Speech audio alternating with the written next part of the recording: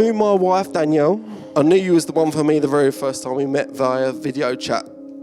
Here I was with the most beautiful woman I'd ever met, and all I could see was the ceiling.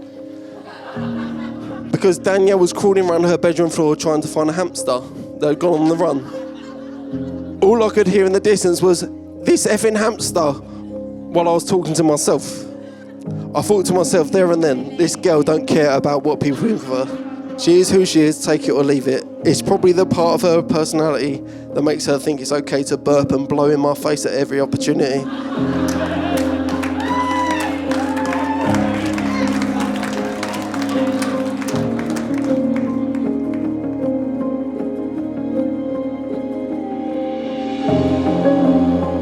As you all know, our two beautiful children are with us today. I want to thank Charlie. You may not be biologically mine. You're always my first son. You helped me prove to myself I could be a dad. You gave me the reason I needed to be a better person. All I want to do is be your role model and to ensure I'm someone you can look up to with pride. I love you very much and I'll always be here for you, no matter what.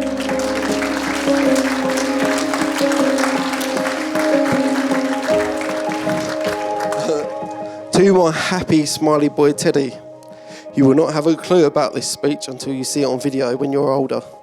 So I'd like to address the future, Teddy, and say thank you from me and Mummy. You have been our guardian angel and you resemble every inch of your nana. You come along exact time we needed you and we love you very much. Thank you, Teddy.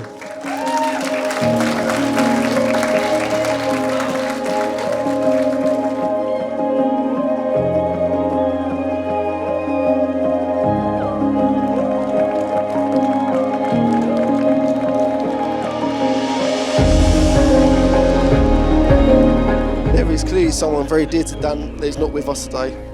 And you may hear of stories by the many people in this room that knew and loved Sue. I would like to take you back to the early part of mine and Dan's relationship. Despite her ill health and COVID at the time, Sue welcomed me into her home with open arms. On this visit, I'd gone upstairs to meet Charlie and spend time with Dan. I'd been lying there with Dan, waiting for her to fall asleep. As I went downstairs to sneak out of the house, Sue called me into the living room where we got to know one another. I sat there for maybe an hour. As I left, Sue gave me the biggest, warmest hug whilst whispering in my ear, if I'd upset her, she would kill me. Sue loved you, Dan. Every time she spoke about you, she spoke with love and pride.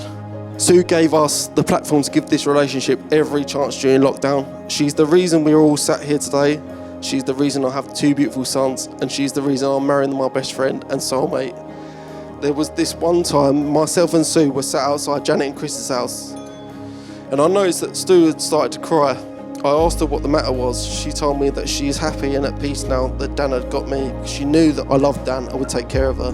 I made a promise to Sue that day that I would make her daughter happy and would make her proud of me as a son-in-law. Danielle, I may not be your first love, first kiss or first date, but I want to be your last everything. I'm so happy we've tied the knot. I know the next chapter of our lives will be filled with love and laughter because that's the foundation on which we built this relationship. I just wanted to finish by telling you the same thing I told your mum in the car that day. Your heart will always be safe in my hands.